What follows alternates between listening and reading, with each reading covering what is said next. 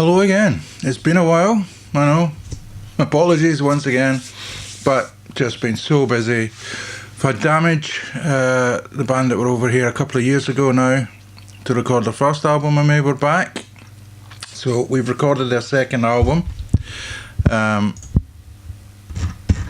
really well. It was done in a fairly short time, so, you know, there was obviously compromises to be made there. But anyway, I've been messing about with sending them some different, not mixes, but pre-mixes, just trying to judge where they are on certain levels between instruments and things like that. I think I annoyed them a little bit in the end, but I was just trying to suss out how they were feeling about certain things.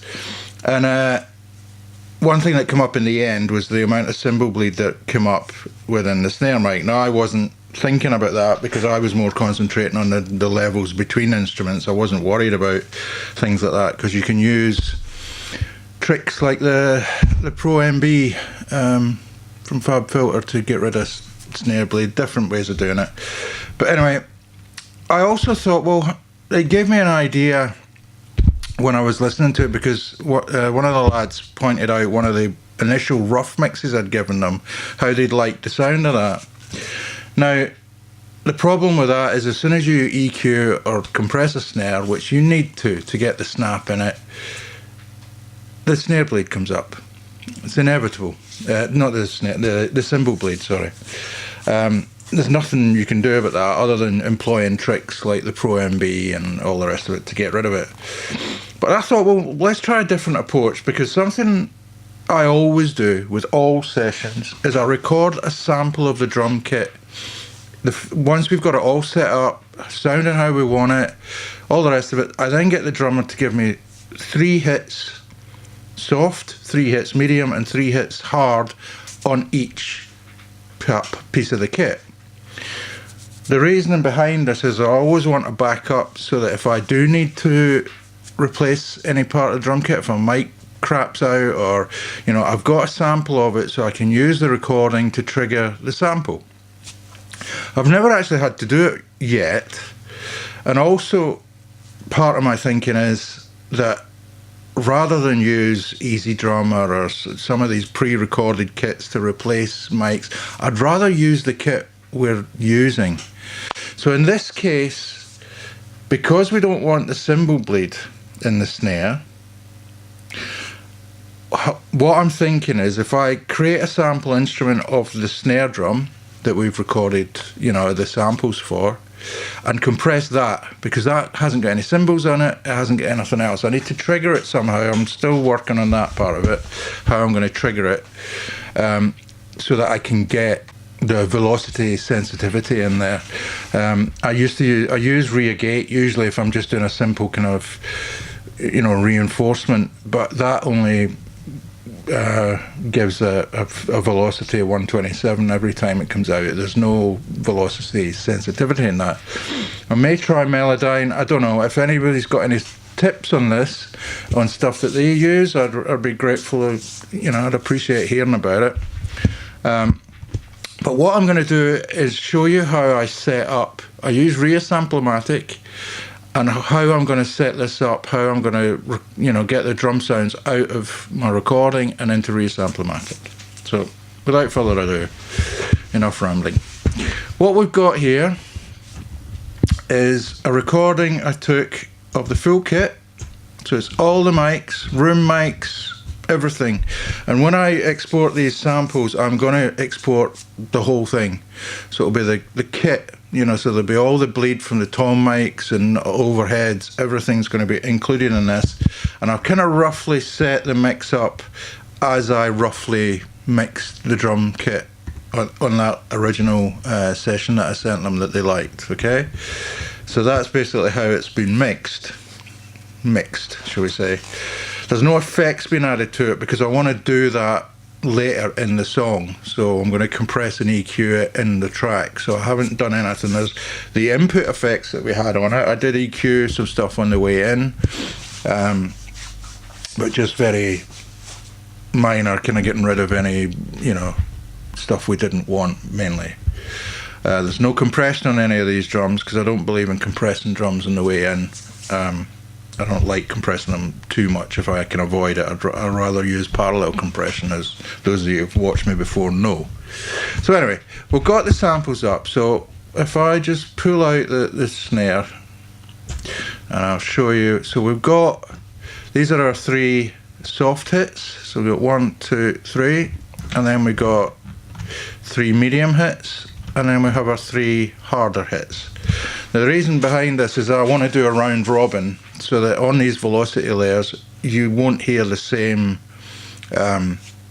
hit next to each other. It will be a different hit each time, so it gives you a little bit more of a sense of reality or realism, if you like. So what I've done, I've gone through all of these hits and I've created a region around them, as you can see here, and I've named them. So I'm giving them velocity 60 for my soft hits, as you know, what I'm reckoning will be their max velocity, and then the mediums I've set up to velocity 90. I might put that up to 100. This can change anything. This is just for a naming thing so that I know what's what. And then I've got the 1, 2, 7s, which are the full hits, so obviously 1, 2 and 3. Okay, so created these regions, and I've also left a little bit of space, as you can see, for the basically for the room mics and everything to ring out. If I let you hear one of the hits, you can hear there's the room mics and the tom mics, and the toms are kind of ringing, and so I didn't want to cut that off too quickly, so I've left a bit of space, and I can fade it out in the sampler, you know, at a later date, so it's not a big deal. But I just wanted to, it's easier to take away than it is to add, put it that way. Okay, so what we're going to do, very, very simply now, I've set up these regions around each of the hits, I've named them, I'm going to render them. So I'm going to go up and render, and I'm going to set this up as project regions, master mix. So there's 9 regions it's picked up, which is good. That's 3 of each velocity. I'm going to get rid of that, and I'm going to give it a wildcard, and it's going to be the region. Where are we? Region. So that'll just name each of them by what we've called it in the region. Give it a directory. Let's put it into drum samples. Drum samples. We'll put them in there. We want them as 24-bit waves. And now what it'll do is just render these 9 files. Okay, so let's render these out. Okay, so what we'll do is we'll open up a new track here. Let's put it up to the top. And we will insert Samplomatic on here. Okay, so now what we're going to do, we are going to make our way via Media Explorer to our folder where we have them.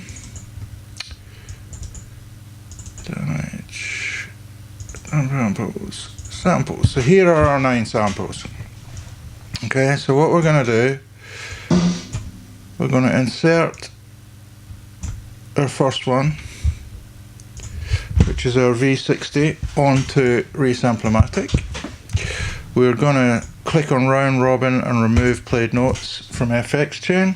So in other words, it stops it going further to the next, to the next Resamplomatic down the line won't trigger all the time, because there's one of them going to be set to 100% of the time that it's on.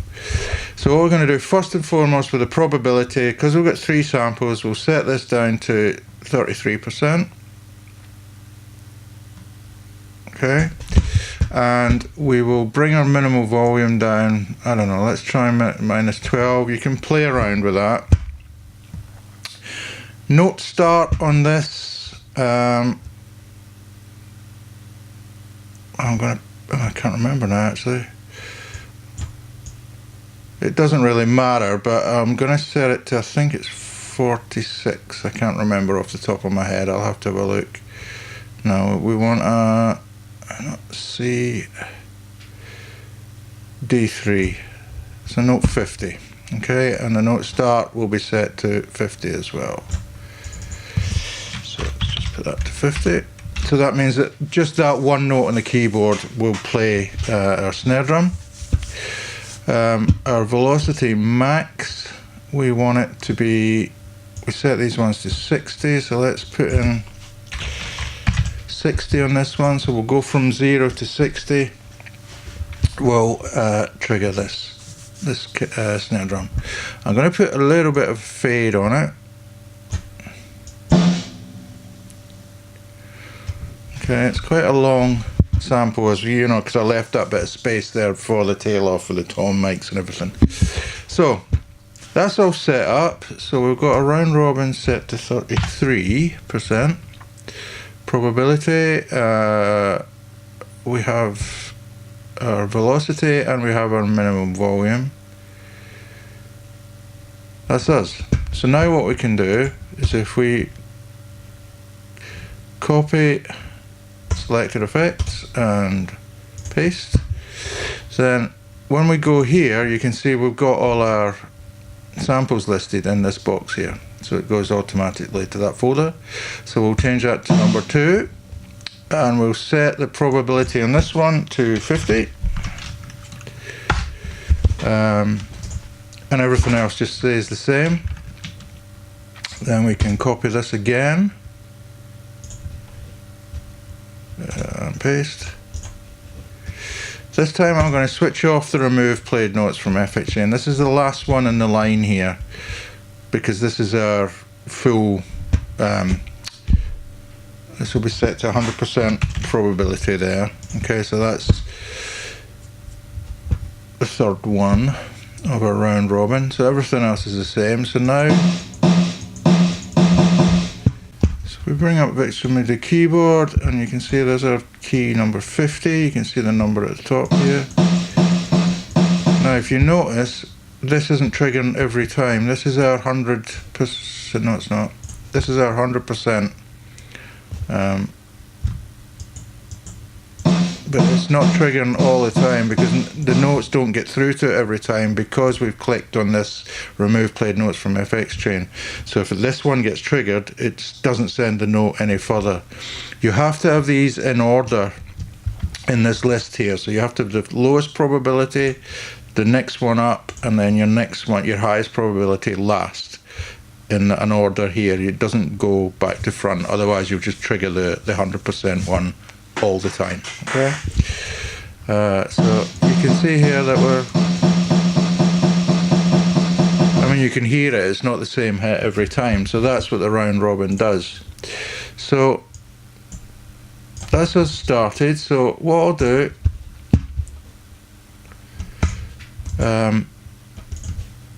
we then carry on, we copy this,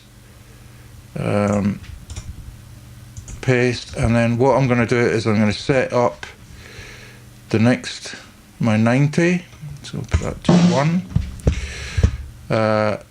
So this one now, I'll go back to the 33, same key, but I want the minimum velocity to be 61.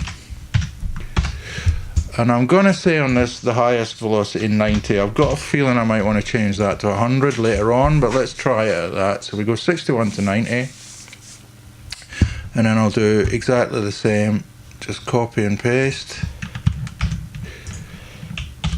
And change it to the number 2 on the 90. And then we'll do paste. And change it to the number 3. Now if we go back, I want to change this one to 50% probability on a round robin, and the last one to 100 again. But on these first two, I need to make sure I tick the remove played notes again. So then we'll carry on here, and I'm going to put in my highest. So now we're up to our highest. So we're going to go from 91 to 127 as our velocities. Now Now the minimum volumes is something you might want to play about with on each velocity layer. I'm not sure it'll matter too much, but let's put this to the 127 number 2. That should be 127, that should be 91. And we want that in there, and we want this at 50. So then we want to copy and paste that one and put this to 100, and we're all good there. So if we bring up the virtual MIDI keyboard again, now you can see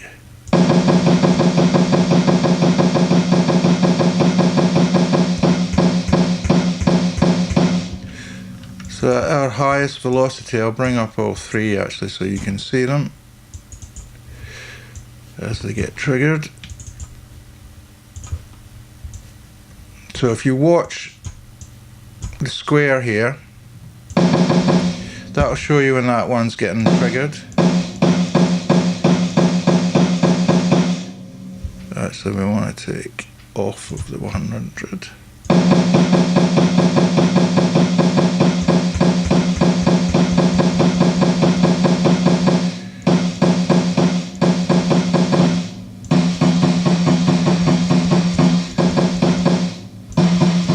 So you can hear the difference between the very soft ones, and we're coming up to the medium ones there, and we're getting into the hard hits.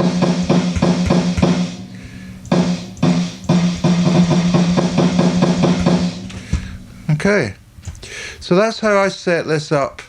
Now, as I say, I've just got to find a method of triggering the audio into this to give me the velocity sensitivity so that I do get the change in velocities when it's needed. Although the style of music we're doing here is probably going to be the hardest hits that are all the time.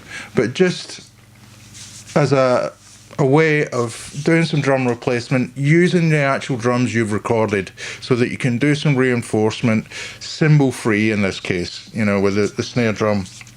I can now compress that as much as I want, EQ it as much as I want, and I'm not going to get cymbal bleed in it if I can use the original snare to trigger it. And then I'll use it, I'll blend it, it'll be my form of parallel compression, because I'll compress this and I won't compress the other snare so that the cymbal bleed doesn't come up, and I'll blend the two, and that way we get the snappy snare but without all the cymbals. Okay, hope this was useful, guys.